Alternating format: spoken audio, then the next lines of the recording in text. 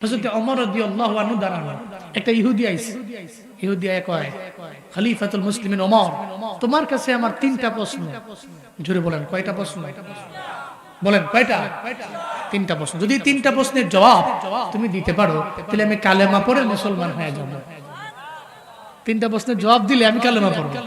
এটা বলার পরে খলিফাতুল মুসলিমিন হযরত ওমর রাদিয়াল্লাহু আনহু বললেন, বলো তোমার তিনটা প্রশ্ন কি? আমার নাম্বার 1 প্রশ্ন হলো, এই জমিনের মধ্যে একজন মায়ের গর্ভ থেকে টুইন বেবি দুইজন আসছে, যমজ দুইজন আইছে জমিনে, আবার একসাথে জমিন থেকে বিদায় নিয়ে চলে গেছে। খুব বুঝেন, মায়ের পেট থেকে আসছে একসাথে, আবার একসাথে বিদায় নিয়ে চলে গেছে, কিন্তু দুই ভাইয়ের বয়সের ব্যবধান হয়েছে 100 বছর। সুবহানাল্লাহ, পকেটে থুন বাড়ি যায় কই অবাক না? মায়ের পেট থেকে আইছে, আবার একসাথে দুইজনে বিদায় নিয়ে চলে গেছে, টুইন, কিন্তু দুইজনের মাঝে বয়সের ব্যবধান কত? আরে কেমনে সম্ভব? প্রথম নাম্বার প্রশ্ন, তবে তুমি জবাব দিবা কোরআন থেকে। হযরত ওমরকে বললেন, তুমি জবাব দিবা কোথা থেকে? কোরআন থেকে। এরপরে নাম্বার 2 প্রশ্ন হলো, এই পৃথিবীতে এমন একটা জায়গা আছে যে জায়গায় পৃথিবীতে সর্বপ্রথম সূর্যের কিরণটা ওখানে গিয়েছে। এরপরে এর আগে কোন সময় সূর্যের কিরণ ওখানে যায় নাই, কিয়ামত পর্যন্ত সূর্যের আলো ওখানে যাবেও না। খালি একবারই পড়ছে, এর আগেও পড়ে নাই, যখন পড়ছিল একটু পড়ছিল, এরপরে কিয়ামত পর্যন্ত আর পড়বেও না। বলো কোরআন থেকে আর উত্তর দাও, এটা কোথায় হয়েছে, কার সাথে হয়েছে? 3 নাম্বার, পৃথিবীতে একটা লাশ, মুর্দা, এই মুর্দা কবরে ঢুকছে। এই কবরটা ওই মুর্দাকে নিয়ে টানা 40 দিন পর্যন্ত ঘুরছে, কিন্তু কবরের ভিতরে যে মুর্দাটা, ওই মুর্দাটা বড় চালাক চতুর ছিল। ও খালি চেষ্টা করছে কেমনে বের হওয়া যায়। একটা পর্যায়ে 40 দিন পরে গিয়া মুর্দাটা কবর থেকে বের হয়ে গেছে। ওই কবর ওই মুর্দাকে রাখতে পারে নাই। বলো কার সাথে হয়েছে? তো কোরআন থেকে বলো। এই 3টা সওয়ালের জবাব যদি আমরা দাও, আমি কালেমা পড়ে মুসলমান হয়ে যাব। আরো জোরে সুবহানাল্লাহ। আপনারা কি শুনবেন এই জবাবগুলো? শুনতে চান তো? কোন সুবহানাল্লাহ পড়েন, আলহামদুলিল্লাহ। আরো জোরে চিল্লায় আল্লাহু আকবার। যেখানে প্রশ্ন ওখানে কোরআনে উত্তর আছে না নাই? সব সমস্যার সমাধান দিতে পারে, দিতে পারে। সমাধান চাও যদি জীবনে মরণে, ফিরে যাও খুঁজে নাও চোখ রাখো কোরআনে। সমাধান চাও যদি জীবনে মরণে, ফিরে যাও খুঁজে নাও চোখ রাখো কোরআনে। তবেই পাবে সুখ শান্তির ঠিকানা, তবেই পাবে সুখ শান্তির ঠিকানা, যদি মেনে নাও তুমি মনে প্রাণে। সমাধান, সমাধান চাও যদি জীবনে মরণে, ফিরে যাও খুঁজে নাও চোখ রাখো কোরআনে। সমাধান চাও যদি জীবনে মরণে, ফিরে যাও খুঁজে নাও চোখ রাখো কোরআনে। এই বাণী সকলের নয় শুধু মুমিনের, যারাই চলবে মেনে ফল পাবে কোরআনের। ঠিক কিনা? এ বাণী সকলের নয় শুধু মুমিনের, যারাই চলবে মেনে ফল পাবে কোরআনের। এই দুনিয়া আর সেই দুনিয়া, এই দুনিয়া আর সেই দুনিয়া, শান্তি পাবে তুমি দোজাহানে। সমাধান, সমাধান চাও যদি জীবনে মরণে, ফিরে যাও খুঁজে নাও চোখ রাখো কোরআনে। কন্যা, সমাধান চাও যদি জীবনে, ফিরে যাও খুঁজে নাও, ফিরে যাও খুঁজে নাও চোখ রাখো কোরআনে।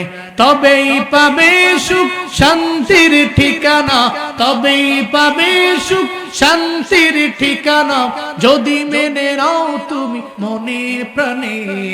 সমাধান, সমাধান চাও যদি জীবনে মরণে, ফিরে যাও খুঁজে নাও চোখ রাখো কোরআনে। সমাধান চাও যদি জীবনে মরণে, ফিরে যাও খুঁজে নাও। জোরে পড়েন মারহাবা। সমস্ত সমস্যা যেখানে সমাধান আছে না নাই? যেখানে অনেক বড় বড় কঠিন সওয়াল, ওখানে কোরআনে জবাব আছে না নাই? খলিফাতুল মুসলিমিনের পাশে মাত্র 12 বছর বয়সী আব্দুল্লাহ ইবনে আব্বাস দাঁড়িয়ে আছেন। কয় বছর বয়সী? অনেক বেশি বয়স। 12 বছরের ফুলাইন তো উল্টা পাল্টাই করে, ঠিক কিনা বলেন? আগে এক সময় 12 বছরের ফুলাইন ছোট ছিল, এখন ছোট না। এখন 12 বছরের ফুলাইন যে ফ্রি ফায়ার খেলে, পাবজি আর লুডো কিং, সারা দিন মোবাইল চালায়, ঠিক কিনা বলো? 12 বছরের পোলা এখন না ইসা কলির কালের মতো আইলাম। 12 বছরের পোলা, বাপ রে বাপ, ও মানে পৃথিবী সব বুঝে। আবার দেখবেন কেউ দেখলে সালামও দেয় না। মুরব্বী বড় ভাই এলাকা সম্মান করে না, ভাবসাবি অন্যরকম। আব্দুল্লাহ ইবনে আব্বাস মাত্র 12 বছর বয়সী। আব্দুল্লাহ ইবনে আব্বাস বলে, খলিফাতুল মুসলিমিন ওমর, এই 3টা সওয়ালের জবাব আমি দিয়ে দিই না? সুবহানাল্লাহ ভাই, যে কয় আর জোরে কয় সুবহানাল্লাহ। কয় বছর বয়সী? মাত্র 12 বছর বয়সী। ওমর, এই জবাবগুলো আমি দিই। এই জন্য ওনার লকব হচ্ছে রাইসুল মুফাসসিরিন, সমস্ত মুফাসসিরদের লিডার। সুবহানাল্লাহ জোরে পড়বেন না? পৃথিবীতে যত মুফাসসির আছে, সমস্ত মুফাসসিরের লিডার আব্দুল্লাহ ইবনে আব্বাস রাদিয়াল্লাহু তাআলা। উনি বলতে লাগলেন, খলিফাতুল মুসলিমিন, ইহুদির নাম্বার 1 প্রশ্ন, ওই প্রশ্নের জবাব আমি কেমনে দিব আপনি জানেন? কোরআন থেকে দিব, কোরআন থেকে দিব। নিজে বললেন, মায়ের গর্ভ থেকে 2 জন টুইন বেবি আসলো, একসাথে জমিন থেকে বিদায় নিয়ে চলে গেল। তবে 2 জনের মাঝে বয়সের ব্যবধান হয়ে গেল 100 বছর, 100 বছর হয়ে গেল। এটা ঘটেছে, আল্লাহর একজন নবী আছে, ওই নবীর নাম হযরত উযাইর আলাইহিস সালাম। উযাইর আলাইহিস সালাম কে আল্লাহ জমিনের মধ্যে পাঠাইলেন, একা পাঠান নাই, ওনার সঙ্গে ওনার আরেকজন ভাইও ছিল। ওই 2 জন একসাথে মায়ের গর্ভ থেকে আসলো, আবার একসাথে জমিন থেকে বিদায় নিয়ে চলে গেল। উযাইর নবী একদিন একটা বড় বসতির মধ্যে গেলেন। বসতির মধ্যে যাওয়ার পরে দেখে বসতির লোকেরা সব মরে পচে গেছে, এরা সব মাটির সঙ্গে মিশে গেছে। বসতিতে বড় একটা দুর্ভিক্ষ আসলো। এমন হালাতে সঙ্গে সঙ্গে ওই উযাইর আলাইহিস সালাম এই হালাত দেখে রবের দরবারে আবদার জানাইলো, মাওলা রে, এই যে বসতির মধ্যে আসলাম, এই বসতির লোকেরা সবাই বিদায় নিয়ে চলে গেল, তুমি এগুলারে কেমনে উঠাইবা? আমার তো জানা আছে আল কদরি খাইরিহি শাররিহি মিনাল্লাহি তাআলা ওয়াল বাসি বাদাল মাউত, আমার তো ঈমান আছে মৃত্যুর পরে পুনরুত্থান দিবস। তোমার দরবারে তুমি সবারে নিয়ে যাবা। ওয়া ইলাইহি তুরজাউন, মিনহা খালাকনাকুম ওয়া ফিহা নুঈদুকুম ওয়া মিনহা নুখরিজুকুম তারাতান নুখরা। ও আল্লাহ, তুমি মাটি থেকে বানাইলা, মাটিতে চলে যাওয়া লাগবে, আবার তুমি উঠাইবা। এই ব্যাপারে আমার ঈমান আছে, তবে আমি জানতে চাই তুমি মানুষগুলো মাটির সঙ্গে মিশে গেল, আমি প্র্যাকটিক্যালি দেখবার চাই। এই আল্লাহ গো, তুমি আমার একটু দেখাইবানি। নবী আল্লাহর দরবারে আবদার জানায়। আল্লাহ কয়, নবী উযাইর প্র্যাকটিক্যালি দেখবার চাও? কয় হ্যাঁ। তাহলে তোমারে আমি প্র্যাকটিক্যালি দেখাবো। আল্লাহ সঙ্গে সঙ্গে আদেশ দিয়া দিলেন, উযাইর নবীর কান রে, উযাইর নবীর চোখ রে, তোমরা 2 জনেই ঘুমায়া যাও। কান ঘুমায় গেল, এরপরে চোখও ঘুমায় গেছে, চোখ ঘুমায় গেছে, কান ঘুমায় গেছে। উযাইর নবীর এমন ভাবে ঘুম দিল, ওই ঘুম থেকে আল্লাহ পাক ওনাকে জাগাইলেন। নবী উযাইর, আপনি তো ঘুমাইলেন, ঘুমের মতো ঘুমাইলেন, ঘুম থেকে এবার জাগলেন, বলেন তো বসতির মধ্যে আপনি কয়দিন ঘুমাইছেন? সঙ্গে সঙ্গে উযাইর নবী কয়, আল্লাহ আমি তো ঘুমাইলাম, মনে হয় একদিন ঘুমাইছি, না ওই দিনের কিছু অংশ আমি ঘুমাইলাম। আল্লাহ কয়, নবী উযাইর, না না, আপনি যে ঘুমায় গেলেন, এক ঘুমের মধ্যে 100 বছর পার হয়ে গেছে, আপনি টের পান নাই। পড়েন মারহাবা। এক ঘুমে কয়শো বছর? 100 বছর পারে। নবী উযাইর কয়, আল্লাহ গো,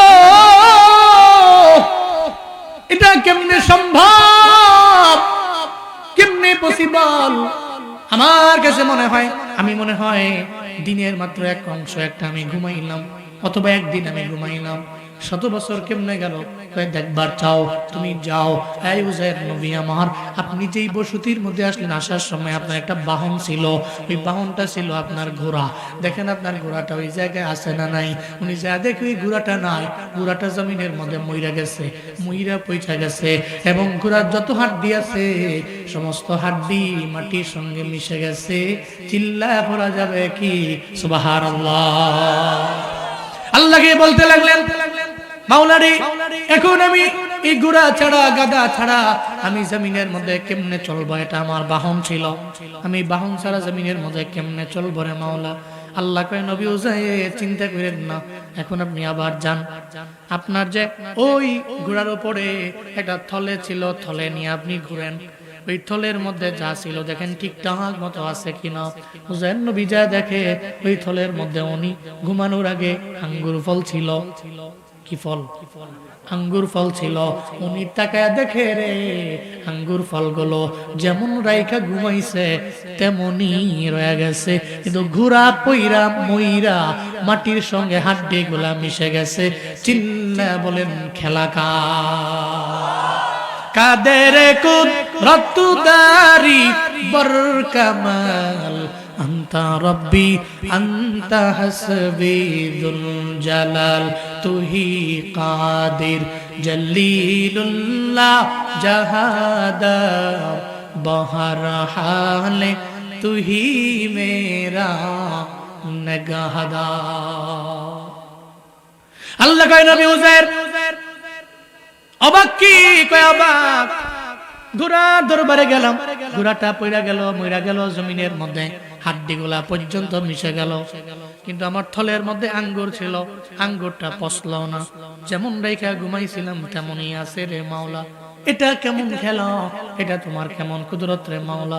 বেলকুচিরাম বাড়িয়ার মুসলমানেরা আমায় বলেন না, আঙ্গুর কি আগে পচবে না ঘোড়া আগে পচবে? কি আগে পচবে? আল্লাহ যদি কয় পচবে না, ঘোড়া আগে পচবে, ঘোড়া আগে মরবে। যদি আল্লাহ কয় তাহলে আঙ্গুর ঠিক থাকবে, ঘোড়া আগে মইরা যাবে, আগে পয়সা যাবে, কারণ সর্বময় ক্ষমতার মালিক কে?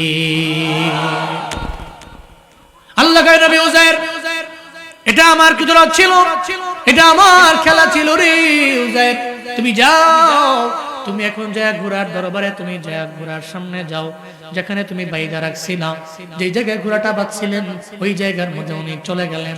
যাওয়ার পরে উনি তাকায় দেখলেন, আল্লাহ কয়, আয় উজাইর নবীর ঘোড়া, আমি আল্লাহ তো ওনাকে দেখানোর জন্য আমি তোরে মারলাম, আবার মাইরা মাটির সঙ্গে আমি আল্লাহ তোরে মিশাইয়া দিলাম। আল্লাহ আদেশ দিলেন, ঘোড়ারে তুমি আবার আগের মতো হয়ে যাও।